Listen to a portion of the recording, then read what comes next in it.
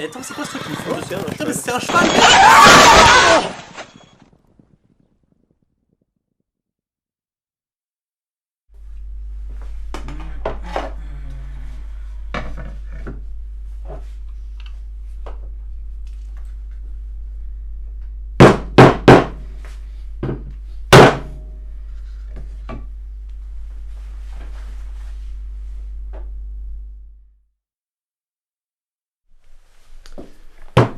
Bon les gars, on en est où là? On est prêt?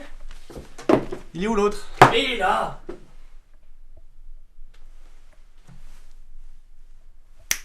Bonjour Ben. Bonjour. On vous a briefé? Vous parlez pas? Ok, normal. J'aime pas du tout être interrompu. Mais je comprends pas du coup l'intérêt. Bonjour à tous, bienvenue dans Photographie History X, la rubrique photo d'un point dans ta culture. Il n'est pas vain d'avoir certaines bases en histoire de l'art, car il s'agit d'un outil incontournable pour servir à la création artistique. Oula, c'est d'une solennité quelque peu ridicule. Hein, Et aujourd'hui, afin de vous prouver que mes propres bases sont solides, je vais demander à mon collègue ici présent de tirer au sort le photographe qui fera l'objet de la chronique d'aujourd'hui. Ah, chouette. Merci Karl. Voilà. Merci. Vous avez tiré Henri Cartier-Bresson. C'est effectivement un maître de la photographie à connaître absolument que vous soyez photographe ou non.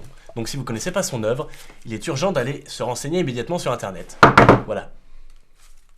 Ah oui, ou alors sinon vous pouvez, vous pouvez continuer de regarder la vidéo en fait, tout simplement. Bon, qu'est-ce qu'il y a? Ah, mais je comprends pas, il y a écrit Henri Cartier-Bresson sur. Oula, non mais ça c'est pas important. Avec générique les copains. Photographie, History X, photographie, History X, photographie, History X, photographie, History X, photographie, History X. C'est mon tour. Second photographe présenté dans Photographie History X, Henri Cartier-Bresson naît près de Paris, en 1908, dans un milieu aisé de la haute bourgeoisie industrielle. Et contrairement à ce que l'auraient voulu ses parents, il se détourne de l'entreprise familiale. C'est ainsi qu'à l'âge de 19 ans, il entre dans l'atelier du peintre cubiste André Lotte. En 1929... C'est quoi ce truc?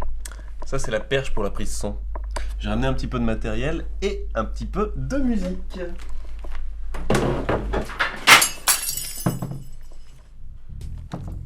Oh. C'est pas mal. En 1929, il prend ses premières photographies à l'aide d'une chambre photographique en bois, comme le faisait Eugène Atget en fait, dont l'œuvre le fascinait. Ce qui n'est pas forcément une info très importante, mais qui me permet habilement de parler de mon premier épisode que vous pouvez visionner en cliquant juste ici. Voilà. C'est bien fait, hein? Très bien. Ce n'est véritablement qu'en 1931 en fait qu'il décide de se mettre à la photographie grâce à une image d'un photographe hongrois, Martin Bon, Karl, t'es où? Tu peux me le foutre quelque part à l'écran, genre là, s'il te plaît? Merci. Cartier-Bresson dira, et je cite... Ah, ne vous embêtez pas, je suis équipé d'un lecteur de citations. Hein? J'ai subitement compris que la photographie pouvait atteindre l'éternité par l'instant. C'est la seule photographie qui m'ait influencée. Il y a dans cette image une telle intensité, une telle joie de vivre, un tel miracle, qu'aujourd'hui encore, elle me fascine.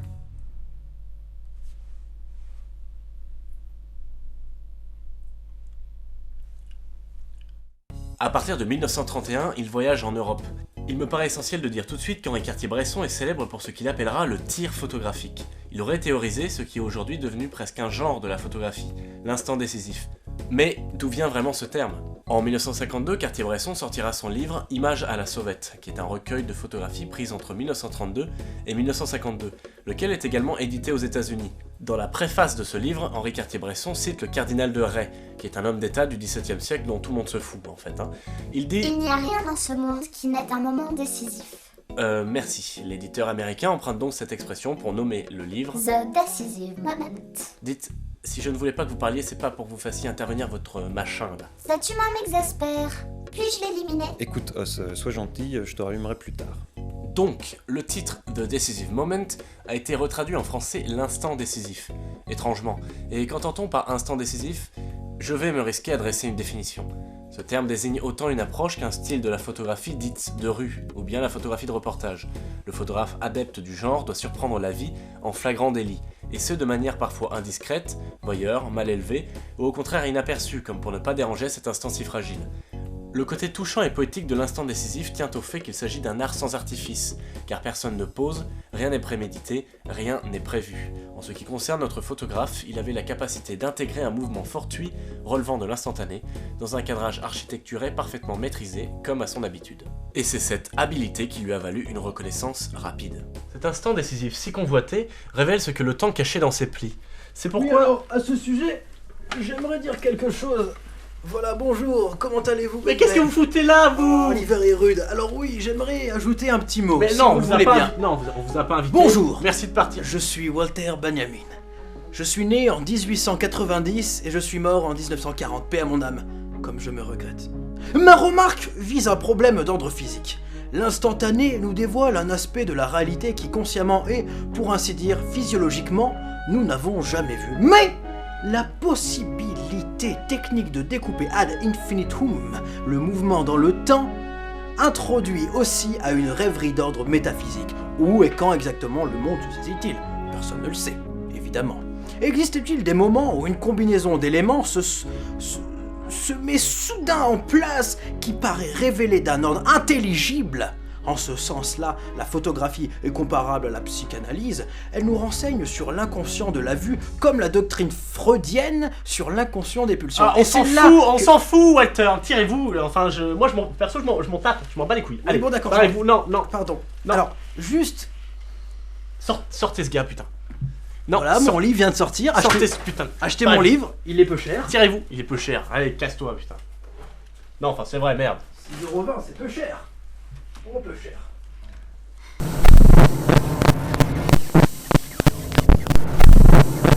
Il est vrai qu'on a trop souvent tendance à réduire l'œuvre de captivation à cette notion d'instant décisif. Mais on va regarder ça de plus. Non, Os, il n'est pas sur la liste.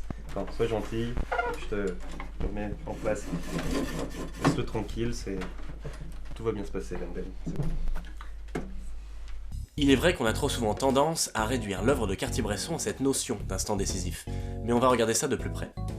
Par ailleurs, n'oublions pas que la photographie est un art mécanique, son évolution esthétique dépend des découvertes technologiques. Notre ami Henri, ouais je vais l'appeler Henri, je m'en fous, travaillait sur un appareil photo Leica, dont la marque Leica Caméra AG est particulièrement réputée. Mais pourquoi sont-ils si réputés? La réponse en images. Ce Leica, de la série des Leica M, vous plongera dans un monde plein de passion et de qualités intemporelles. Tels les plus grands reporters, cet appareil compact et discret, grâce à son viseur des plus cristallins, vous fera voir la vie la plus naturellement possible. Entièrement monté à la main, il est accompagné des meilleures optiques, offrant un piqué inégalé et une distorsion réduite des images. Merci Leica. Mais dans Photographie History X, nous allons vous montrer que ce ne sont pas les seules particularités de cet appareil photo. Pas vrai, Babin? Babin, s'il vous plaît. Babin. Ce Leica, de la série des Leica M, vous plongera dans la misère, en vous endettant jusqu'au cou. Vous n'oserez jamais sortir avec. Il pèse par ailleurs une demi-tonne. Il ne possède pas de mise au point automatique. Son viseur, inutilisable lors de gros plans, est dépourvu de toute information pratique, rendant ainsi vos sorties photos insupportables. Merci Leica.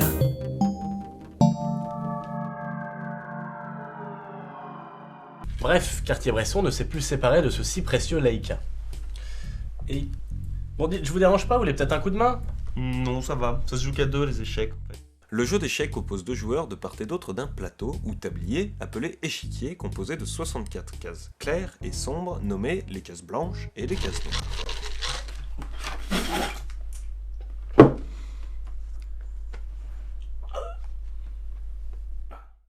Jusqu'en 1936 environ, il a plutôt tendance au surréalisme. Ce mouvement cherche à tourner la réalité au fantastique. Non sans humour parfois, comme sur cette image. Il a un sens aigu de la géométrie et de la composition, sans doute acquis lors de son apprentissage de la peinture. Il expose très vite à New York à la galerie Julien Lévy, puis au Mexique en 1935 aux côtés du photographe mexicain Manuel Álvarez Bravo et de l'américain Walker Evans, deux figures dont on aura l'occasion de parler dans les épisodes futurs. De retour à Paris, il assiste Jean Renoir sur 3 films, La vie est à nous, La règle du jeu et Une partie de campagne, et réalise lui-même un film sur la guerre d'Espagne qui se nomme Victoire de la vie en 1937. C'est une période où on sent particulièrement dans ses images son engagement politique et son opposition à la montée du fascisme. Et c'est l'heure de l'anecdote de Ben Ben.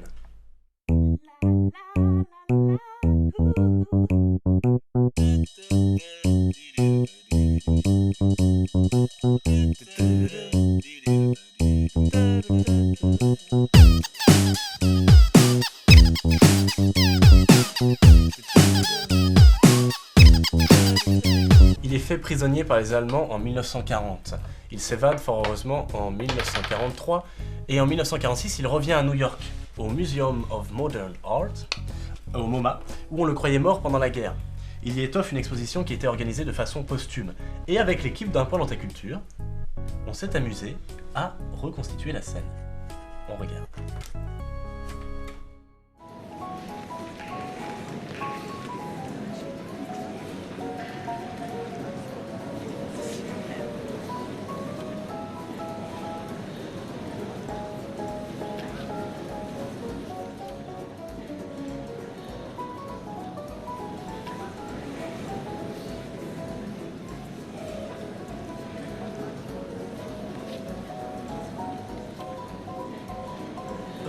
Bonjour. Bonjour, vous venez pour l'exposition?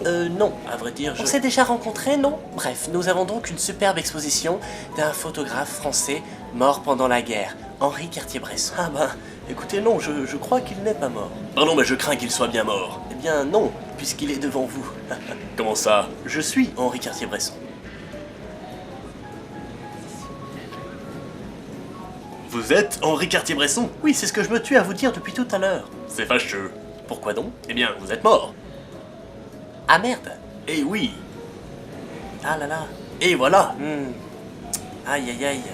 Bon bah écoutez, du coup je vais voir l'expo, tenez, c'est 5$, n'est-ce pas? Bonne journée. Ah, Nancy. Il y en a vraiment qui sont prêts à tout pour ne pas payer l'entrée, n'est-ce pas? Oui, mais pourtant j'ai l'impression de l'avoir déjà croisé. C'est curieux, oui oui, c'est... Voilà.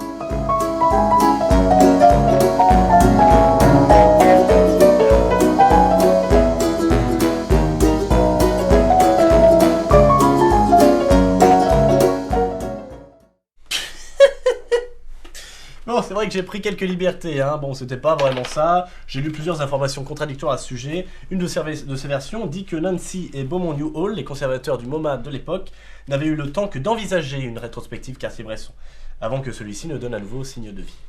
C'est très mal documenté tout ça. Non, c'est pas mal documenté, non. Bah si, c'est mal Non, documenté. c'est pas- hein. Écoutez, je vais être clair avec vous.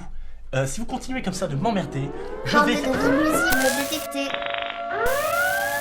Attention, comportement hostile. Séquence d'extermination amorcée. Élimination imminente. Attention, Ben Ben. Attention. Il décide de devenir photoreporter. Pardon.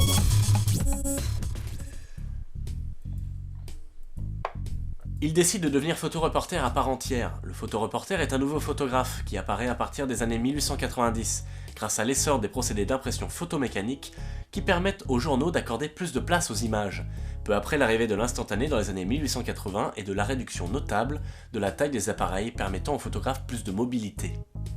C'est dans ce contexte qu'il fonde avec Robert Capa l'agence de presse Magnum Photo, et c'est ce dernier qui lui aurait conseillé la voie du photojournalisme au détriment du surréalisme, prétextant que cela le ferait tomber dans le maniérisme et la préciosité. Mais John Sarkowski, conservateur pour la photographie de 1962 à 1991 au MoMA, encore et toujours ce fameux musée, c'est à se demander de ce qu'il a de spécial, fera remarquer qu'Henri Cartier-Bresson se servait du photojournalisme sans être photojournaliste. Ce qui n'est pas faux, il a su mêler la poésie du surréalisme à la précision du photojournalisme. Il photographiait souvent avec l'attitude atypique de se détourner des événements qu'il couvre. Même s'il est toujours au bon endroit au bon moment, son regard semblait davantage intéressé par le hors-champ de ces événements. Par exemple, on constate sur ces deux images qu'Henri Cartier-Bresson s'est intéressé à la foule plutôt qu'au couronnement de George VI à Londres, qui est pourtant la cible officielle de tous les regards. Encore une fois, l'image ici possède une force comique évidente, mais grâce à un cadrage neutre entre guillemets, en tout cas droit et équilibré, le comique est juste suggéré, le photographe ne pousse pas à la moquerie. Il y a énormément de choses à dire sur les images d'Henri Cartier-Bresson, et faire un résumé serait bien plus compliqué que cela n'était pour Eugène Atget. On le surnommait l'œil du siècle. En effet, il a parcouru le monde et la photographie de part en part pendant plus de 40 ans.